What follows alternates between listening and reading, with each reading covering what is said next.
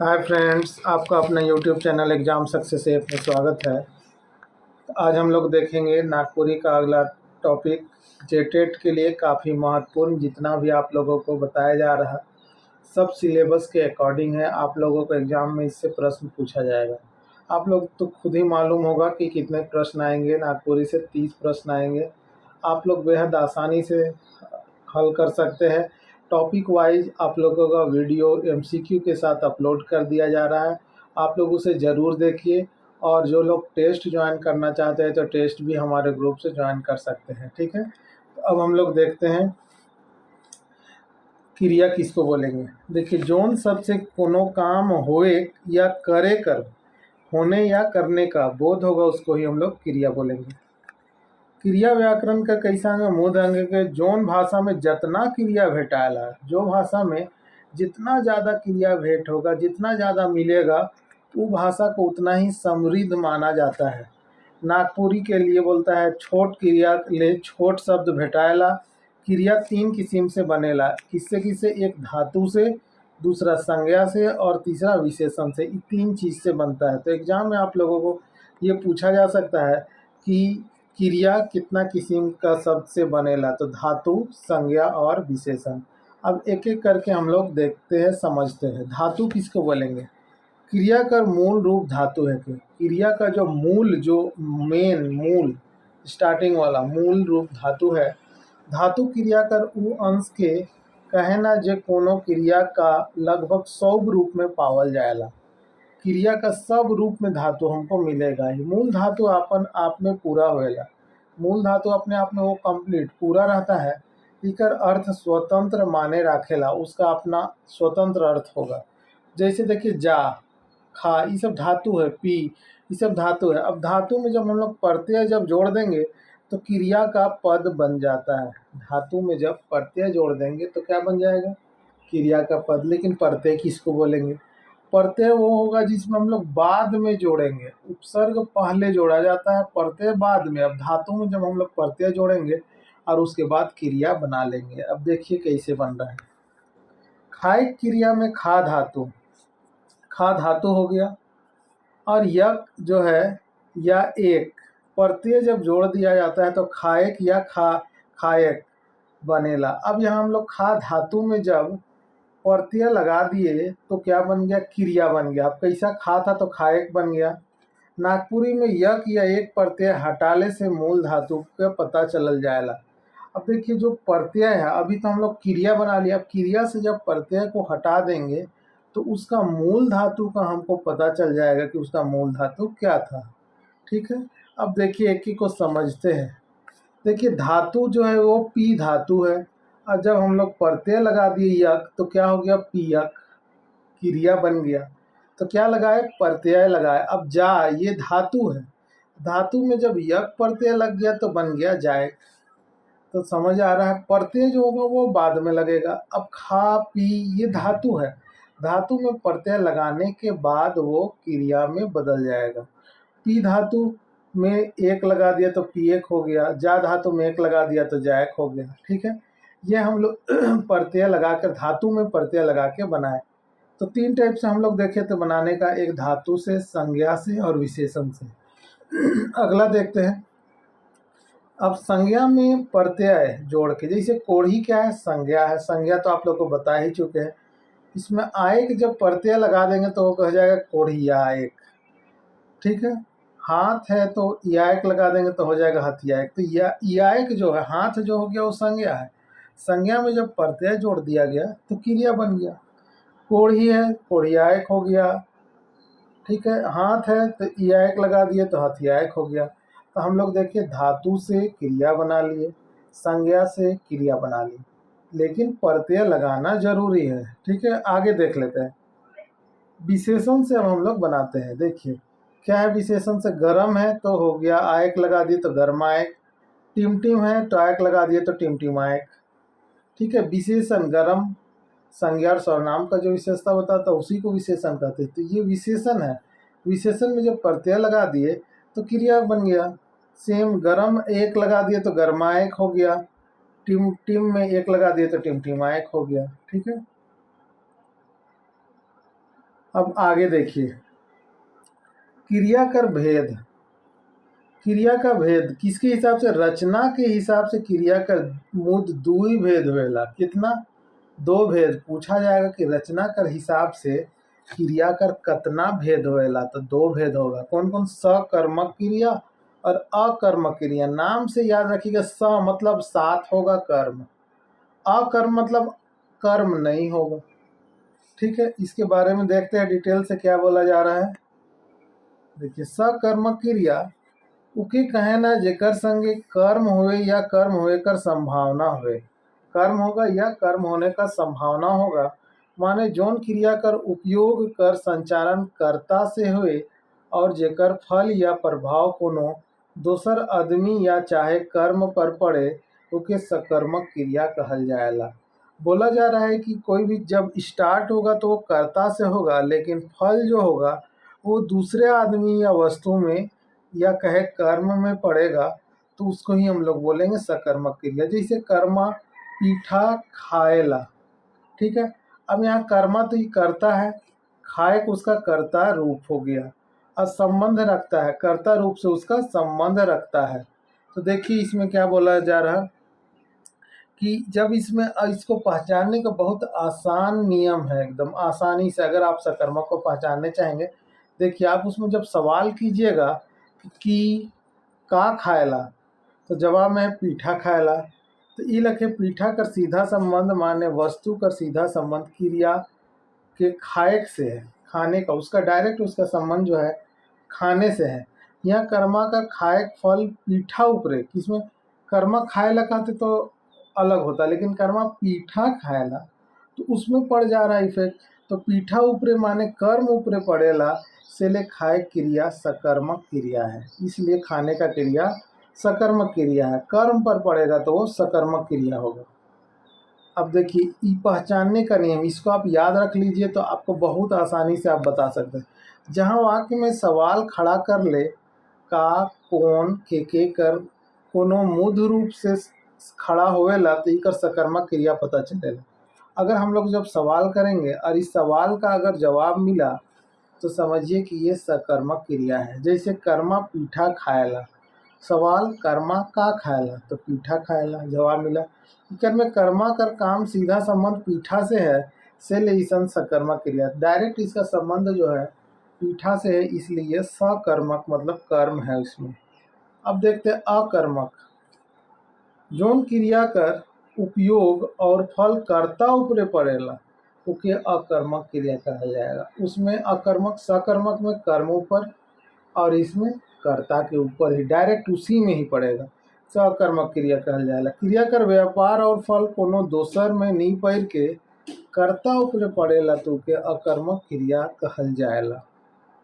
आगे देखते हैं, जैसे कर्मा सुतेला, तो डायरेक्ट कर्मा सुतेला, कर्मा ही में इसका डायरेक्ट बता हो रहा है इफेक्ट उस पर, तो ये हो जाएगा अकर्मक क्रिया। घोड़ा कूदत है, तो घोड़ा कूदत है में क्या हो जा रहा है कि घोड़ा, सीधे घोड़ा के बारे में बताया जा रहा है कि उसी में डायरेक्ट कर्ता में ही उसका इफेक्ट पड़ रहा है, इसलिए हो जाएगा कर ये अकर्मक क्रिया। भौजी कांदत है, डायरेक्ट भौजी उसी पर डायरेक्ट हो रहा है, इसलिए कर्ता ये अकर्मक क्रिया हो जाएगा।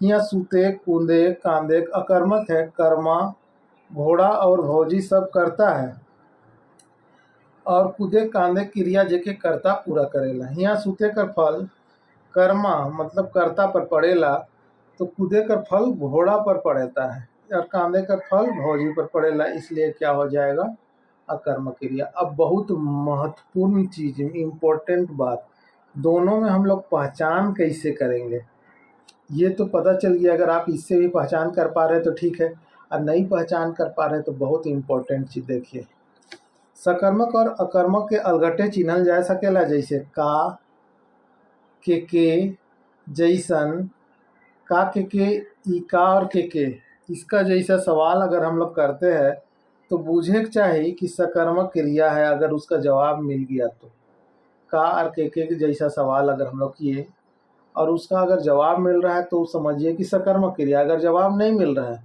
तो हो जाएगा अकर्मक क्रिया। अब देखिए क्वेश्चन को, देखिए समझिए। देखिए वाक्य में, देखिए गंदूरा के बाग हब कलक। हम लोग का क्या है सवाल, के क्या क्या करना है।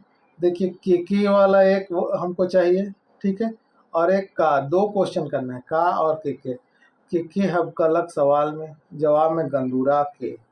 तो अब देखिए सवाल किए के का, हमको आंसर मिल गया। अब दूसरा क्वेश्चन करते हैं का हब कलक, तो बाघ हब कलक।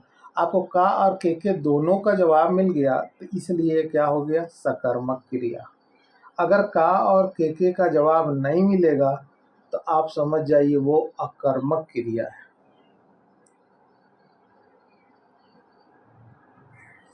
इकर में के और का दुइयों कर जवाब है, से ले ईसन वाक्य मन में सकर्मक भेटायला, जेकर में ई सवाल मनक जवाब सहजे नहीं भेटायला, असमंजस कर हालत में रहेला, उके अकर्मक क्रिया कहल जाला। जैसे मन अक बकायला, इसे पूछा जाएगा का अक बकायला, मन अक बकायला, के अक बकायला, पता नहीं चल रहा है। का अक बकायला ही तो पता चल जा रहा, मन अक बकायला, लेकिन के का आंसर नहीं मिल रहा, के अक बकायला। इसमें ये आंसर जब नहीं मिलेगा तो समझ आइए ये अकर्मक क्रिया हो जाएगा।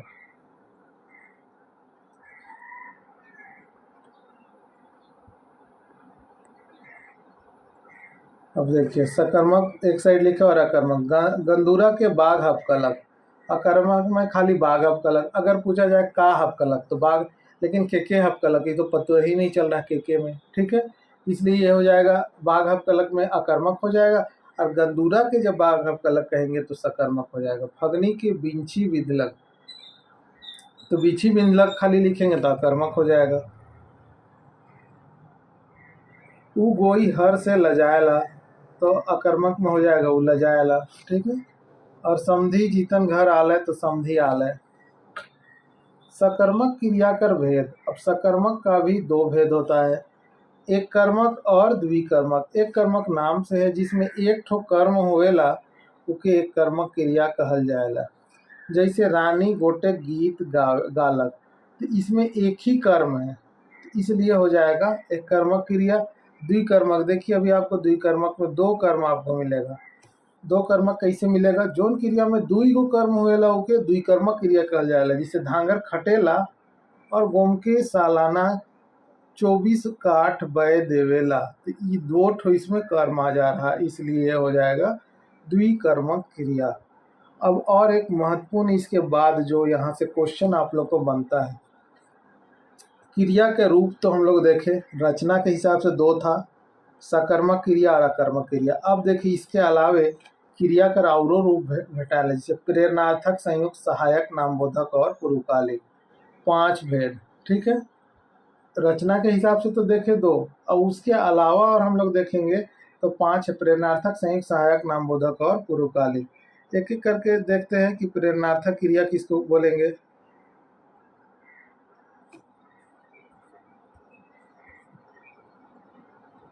फर्स्ट देखते प्रेरणार्थक, नाम से ही आपको समझ में आ जाना चाहिए कि प्रेरणा देने वाला। जौन क्रिया से कोनो काम करवाए कर बोध होएला, उके कर्ता अपन काम नी कर के दोसर के प्रेरणा देवे, उके प्रेरणार्थक क्रिया कहल जाएला। जैसे जगुआए, तो प्रेरणा दे रहा, उठवाए, बुलवाए, पिटवाए, जोतवाए, प्रेरणा दे रहा है, ये होगा। दूसरा मतलब करवाना एक टाइप से, लिख है तो लिखे साधारण क्रिया में, लेकिन जब प्रेरणा होगा तो लिखवाए, करवा रहा काम। बात है तो बतियाए, ये चाट है तो चटुआए, नाच है तो नचुआए, थूक है तो थुकवाए, सोट है तो सोटवाए। आप लोगों को पूछा जाएगा कि इसका बताइए थूक का प्रेरणार्थक क्रिया क्या होगा, तो थुकवाए। सोट का क्या होगा, सोटवाए। नोच का क्या होगा, नोचवाए। हेर का क्या होगा, हेरुआए। खेल का क्या होगा, खेलवाए। पढ़ का क्या होगा, पढ़वाए। खोज का खोजवाए। गा का गौआए। धो का धुआए। तो आपको पूछा जाएगा यहाँ कि हेर का क्या होगा, तो हेरुआए। इससे आप लोग को प्रेरणार्थक क्रिया पूछा जाएगा। जैसे हो गया क्या, और उठ का उठवाएक हो गया, छू का छुआएक हो गया, रह का रहुआएक, धर का धरुआएक, कांत का कंदुआएक, भाग का भगवाएक, बोल का बुलवाएक, पूछ का पुछवाएक, ठीक है। अब गोमकाइन धांगरिन से रोज गोड़ चिपुआएला। अब आपको इसमें पूछेगा ये कौन सा क्रिया आएगा, नाम दे देगा प्रेरणार्थक, संयुक्त, सहायक, नामबोधक और पूर्वकालिक। तो इसमें से आपको जानना होगा चिपुआएक, तो ये प्रेरणा दे रहा, प्रेरणार्थक क्रिया में आ जाएगा। माली, नवीन माली से फूल पटुआएला, फूल पटुआएला, तो ये क्या हो जाएगा, प्रेरणा दे रहा। आगे देखते हैं, ये हो गया फर्स्ट हम लोग देखें क्या, प्रेरणार्थक क्रिया। अब दूसरा देखेंगे संयुक्त क्रिया। जोन क्रिया दुई या दुई से बेसी धातु कर मेल से बनेला, दो या उसे दो से ज़्यादा धातु का मेल से बनेगा। हर भाषा में ये क्रिया वाक्य में भेटाएला। इसका प्रयोग क्या किया जाता है, लंबा करने बढ़ाने में इसका मदद करता है। संयुक्त क्रिया, जैसे धनुआ गिर गेलक, यहाँ गिर और गेलक। रचुआ कांदेक लागलक, इसको बड़ा करने में हो गया, कांदना और लागना, ठीक है, दो अलग अलग, तो इसको बड़ा करने में हम लोग प्रयोग करते हैं संयुक्त क्रिया को। माए नैहर गेलक, पहुँच गेलक, तो पहुँच और गेलक, ठीक है। वाक्य में गिर गेलक, कांदेक लागलक, पहुँच गेलक संयुक्त क्रिया है, जहाँ एक दने साधारण क्रिया खा पी ले जा मन धातु से बने ना हुए। संयुक्त क्रिया में होएक, आवेक, जाएक, रहेक, खा राखेक, पारेक, लागेक, भेजेक क्रिया मन के योग से बनेला। यही प्रयोग हम लोग किए। देखिए पहुँच गेलक, गेलक हो जाएगा, ठीक है। तो इसमें दो गो धातु बन गया, एगो पहुँचना और गेलना, ठीक है। तो दोनों अलग अलग, संयुक्त वाला में दो ठो से, नाम से ही आप याद रखेगा संयुक्त मतलब आपको दो ठो होगा। अब सहायक कौन होगा दोस्तों, अगर वीडियो अच्छा लग रहा होगा तो ज़रूर लाइक शेयर और सब्सक्राइब कीजिएगा, और कोई भी डाउट हो आप कमेंट में ज़रूर कमेंट कीजिए अगर कुछ डाउट हो तो। सहायक क्रिया किसको बोलेंगे, जौन क्रिया मूढ़ क्रिया का रूप और उकर अर्थ की स्पष्ट करे में मदद करेला उके सहायक क्रिया कहल जाएला। कखनो एगो क्रिया और कखनो एक से बेसी सहायक क्रिया रहेला। सहायक क्रिया जो है, जो मूढ़ जो होगा उसको और क्लियर करने के लिए किया जाता है।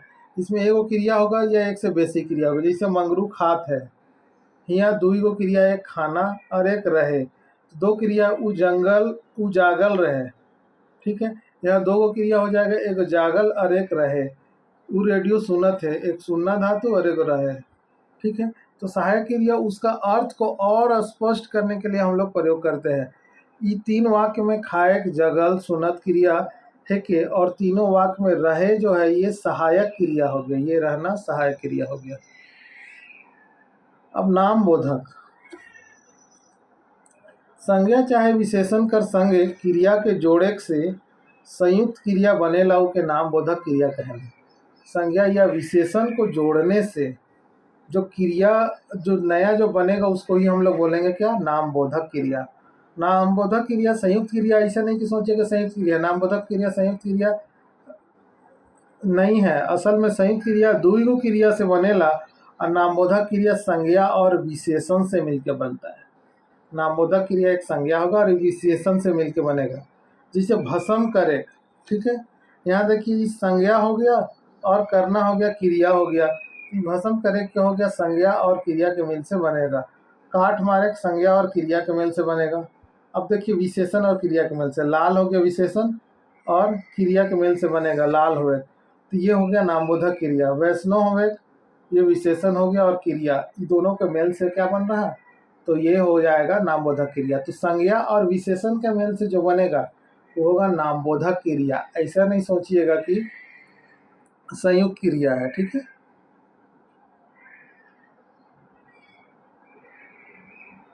पूर्वकालिक क्रिया, नाम से है पूर्वकालिक मतलब पहले का काम वो पहले कर लेगी। जब करता कोनो एक क्रिया निमराय के तुरते ओहे बेरा दोसर क्रिया में लाइक जाएला तब पहिल क्रिया के पूर्वकालिक क्रिया कहल जाएला। जैसे काम की पहले वाला काम को हम लोग बोलेंगे पूर्वकालिक क्रिया। जैसे अंगनी नहाए के खालक, तो नहाना उसका पूर्वकालिक क्रिया, पूर्वकालिक मतलब नहा के कंप्लीट कर ली।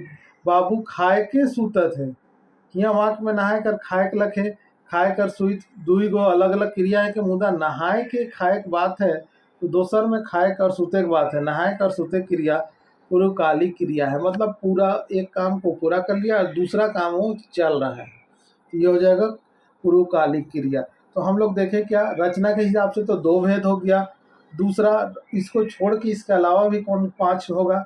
प्रेरणार्थक, संयुक्त, सहायक, नामबोधक और पूर्वकालिक। ठीक है, आगे देख लेते हैं। क्रियार्थक संज्ञा किसको बोलेंगे? कखनो कखनो क्रिया संगे क्रिया संज्ञा के व्यवहार करल जाएला, तब इसन क्रिया के क्रियार्थक संज्ञा कहल जाएला। कभी कभी बोलता है कि क्रिया जो है संज्ञा के जैसा व्यवहार होता है, तो इसको ही हम लोग बोलेंगे क्रियार्थक संज्ञा। और वो संज्ञा जे क्रिया कर मूल रूप में रहेला, क्रिया कर रूप में रहतो संज्ञा कर अर्थ देवेला, वो क्रियार्थक संज्ञा कहल जाएला। अब देखिए, देश खातिर जान देवे के लिए तैयार रहे के चाहिए। ठीक है,